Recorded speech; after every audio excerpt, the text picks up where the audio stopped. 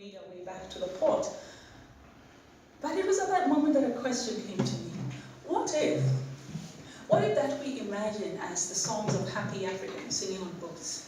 What if these were maps?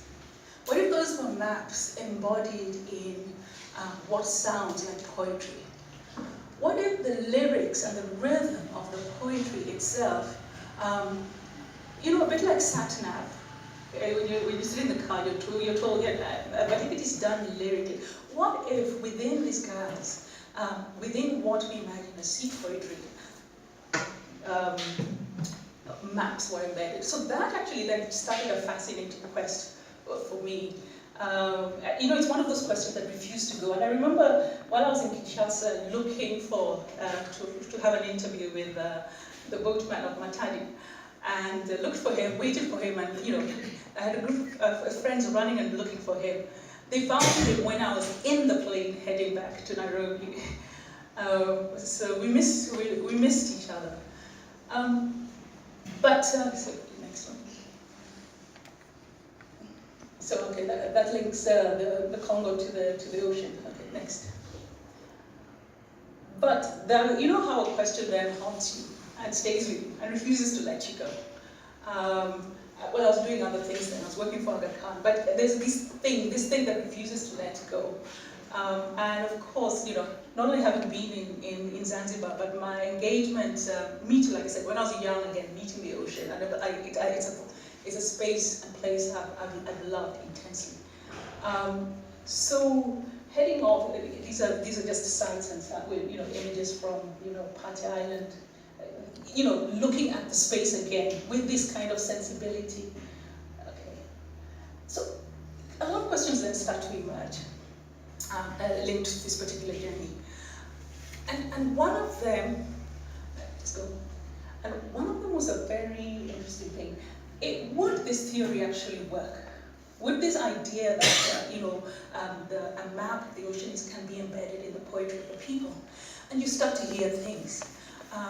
Running into Nahoda who say that they can recite their way from Tanga to Yemen without the need of, through things, through sounds that's through intended, things through poetry, and looking for those particular scripts and texts. And I think one of the most terrifying things also was also running for the first time into the resistances to that idea. And which, of course, then led me to the other question. Why would anybody resist the possibility that the maps, a root can be embedded not only in poetry? It was very interesting to find out. So when you give this one, the one that says, just go on to the next one. Yes. This had been common knowledge. So it's possible that if people knew the sea as this network of roots, if they could read, it's a whole idea, the person that comes in, how do you read places? As a stranger coming into a place, it's not we cannot assume to know that we know exactly how people read a place or a culture read a place. And it was, John Middleton, bless his heart, is at least uncovering some of the damage that has been done over the last 100 years.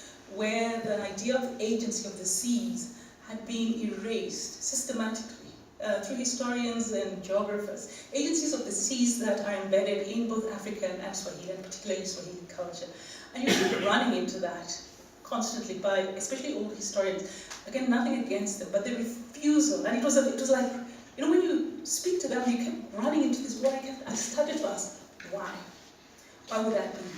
So actually, when John Middleton explained it that way, that's in his book, and this was cited by Professor Abdul Sharif, a man I greatly respect, it certainly made sense. It was possible then, if you had a memory, mnemonics, if you can store the memory of roots in your mind, you can actually make your way from one place to another, which led me to further contemplation of the Indian Ocean.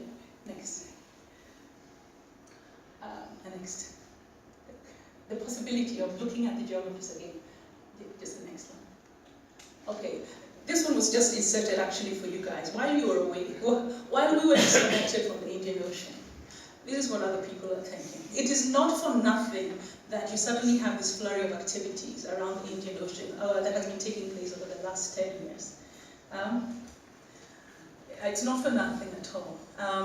Which then, you know, and Godwin knows, Gordon Shilumi certainly knows, and I keep asking, where is the challenge around African, East African, particularly engagement with the ocean? What does the Indian Ocean actually mean for us? You'll notice I hesitate around the word Indian. We will get to understand why later. So I'm just going to jump through this so that we get